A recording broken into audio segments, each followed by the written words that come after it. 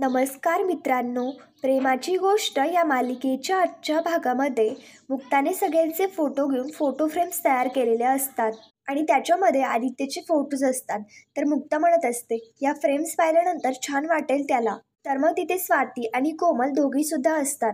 मुक्ताच्या डोक्यातली ही idea पाहता स्वाती लगेच कोमलला म्हणते, कोमल तू काहीतरी शिक जरा, नाहीतर त्या सेल्फीचा पुढे जाऊन असा काहीतरी उपयोग करावा लागतो. तर मग आता स्वातीचं हे सगळं बोलणं पाहता इंद्रा लगेच स्वातीवरती ओढत म्हणते, तू कोणाला सांगतेस आणि एवढ्या वर्षामध्ये तू काय केलंस? तू ना फक्त शायनिंग मारत बसलीस. फोटो तर सगळेच काढतात ना, पण मात्र त्याची फ्रेम मुक्ताने करून दाखवली. तर मग आता त्याच्यानंतर मुक्ताच्या या सगळ्या कर्तृत्वामुळे इंद्रा खूपच खुश असते आणि मुक्ताला म्हणत असते की आज जर तुझे सासरे इथे असते ना, तर त्यांनी लगेच बक्षीस म्हणून तुला पैसे काढून दिले असते. इंद्रा लगेच मुक्ताला पैसे काढून देऊ लागते. मुक्ता मात्र नाही नाही म्हणत असते, पण मात्र इंद्रा मुक्ताला म्हणते, अगं या फ्रेमचे नाही देते, मी तुला बक्षीस म्हणून पैसे देतीये. तू आम्हाला एवढं मोठं सरप्राईज दिलं म्हणून, आणि मला सुचत नाही ग तुला नेमकं काय द्यावं. खरंच ग सुनबाई, तू माझं सगळं सुख या फोटोत आणलंस. तुला 1000 काय 10,000 काय, तुला किती जरी पैसे दिले ना तरी सुद्धा या फोटोची किंमत पैशामध्ये नाही करता येणार. मुक्ताच्या या वागण्यामुळे इंद्रा खूपच इमोशनल झालेली असते आणि तिला बक्षीस म्हणून पैसे देत असते. मुक्ता देखील इंद्राकडून ते पैसे घेते आणि तिचे लगेच आशीर्वाद घेते. इंद्रा सुद्धा मुक्ताला प्रेमाने आशीर्वाद देते. त्यानंतर सागर आणि मुक्ता दोघेही मिळून हॉलमध्ये त्या फ्रेम्स लावत असतात. सागर त्या फोटो फ्रेम्स लावत असतो आणि मुक्ता सागरला सांगत असते की फ्रेम्स तिरक्या झाल्यात म्हणून. सागरवरती फ्रेम लावत असतो, पण मात्र मुक्ता खालनं नाटकं करत असते की फ्रेम तिरकी दिसते. सागरचं म्हणणं असतं की ती सरळ असतं रे, पण मात्र मुक्ता म्हणत असते तुम्ही खाली येऊन बघा, ती तिरकी दिसतीये. मुक्ता म्हणत असते ठीक आहे तुम्ही काहीही म्हणा, पण काहीही करा, पण मात्र बाकीच्या फ्रेम कशा सरळ दिसतायत आणि तीच तिरकी आहे. आता सागर वैतागतो आणि मुक्ताला म्हणतो ठीक आहे तुम्हीच जा आणि तुम्हीच लावा. तर मुक्ता खुर्चीवरती चढते आणि ती फ्रेम सरळ करते. आता सागर मुक्ताला म्हणतो काय केलं तुम्ही? याच्यावरती मुक्ता म्हणते मी थोडीशी फक्त सरळ केली, आता बघा कशी सरळ दिसायला लागली. आणि मुक्ता अशी म्हणत म्हणत मागे येऊ लागते. एवढ्यात मुक्ताचा तोल जातो आणि मुक्ता खाली पडायला लागते, पण मात्र सागर लगेच मुक्ताला हळुवारपणे पकडतो आणि तिला पडण्यापासून वाचवतो. मग त्याच्यानंतर मुक्ता आणि सागर दोघीही रोमॅन्टिक होत प्रेमाने एकमेकांच्या डोळ्यामध्ये पाहत असतात. सागर देखील प्रेमाने मुक्ताकडे पाहत असतो आणि मुक्ता देखील प्रेमाने सागरकडे पाहत असते. तर मग आता ते दोघेही तशाच पोझिशनमध्ये असताना तेवढ्यात तिथे इंद्रा येते आणि इंद्रा सागर मुक्ताला पाहते. तर मग त्याच्यानंतर त्यांना दोघांना असं एकत्र पाहता इंद्रा त्यांच्या दोघांची दृष्ट काढते.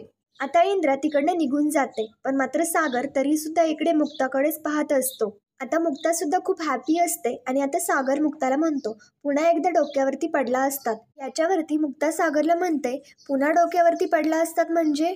तर सागर लगेच मुक्ताला चिडवत म्हणतो म्हणजे तुम्ही ना डोक्यावरती पडल्यासारखंच वागता.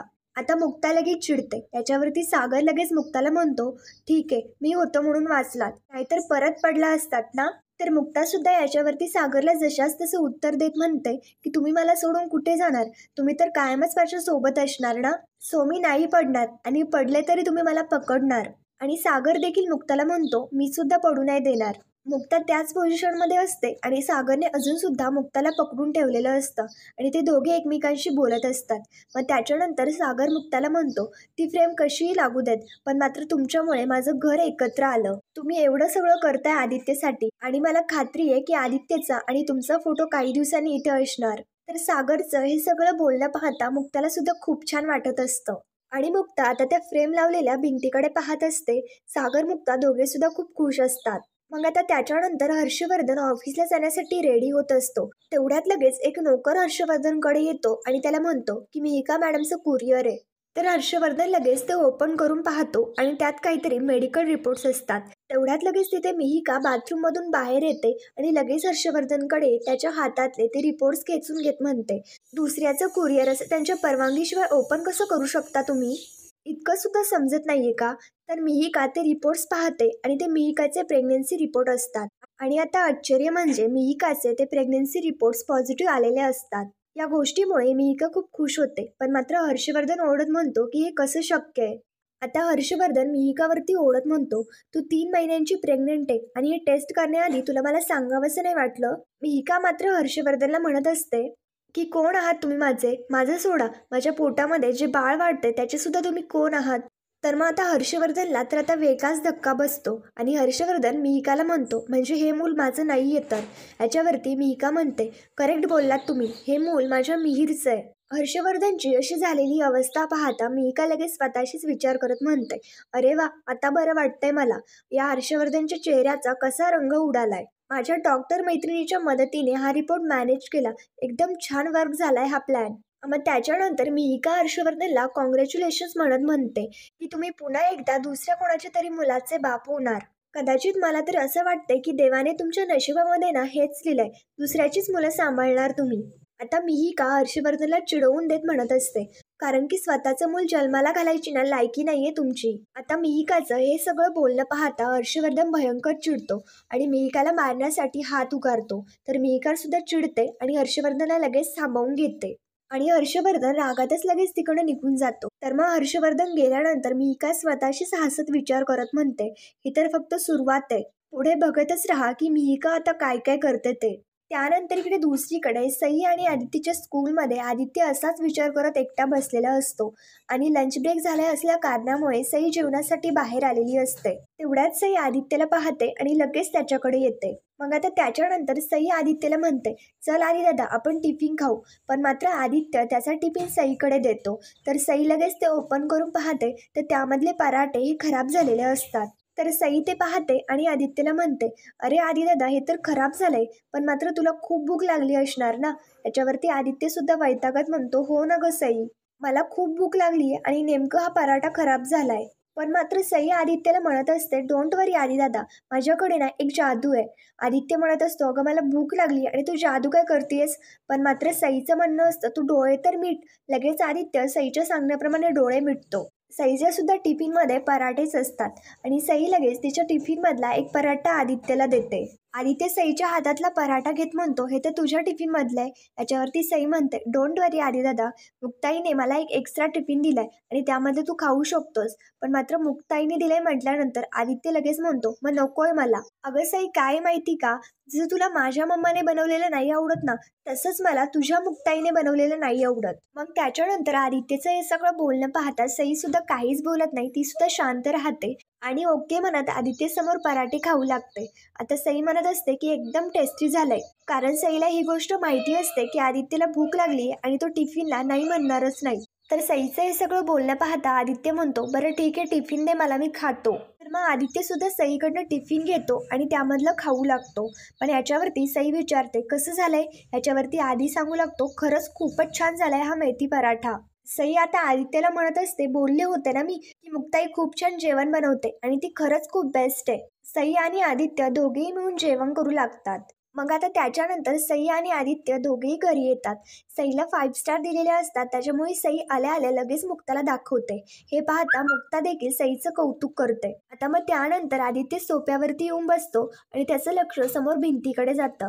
तर मग आता समोर लावलेले ते फोटो पाहता आदित्यला सुद्धा खूप आनंद होतो. सागर सुद्धा ऑफिससाठी निघालेला असतो आणि आता सागर देखील बाहेर येतो. सागर बाहेर येताच आदित्य विचारतो, हे फोटो पप्पा इथे कधी लावले.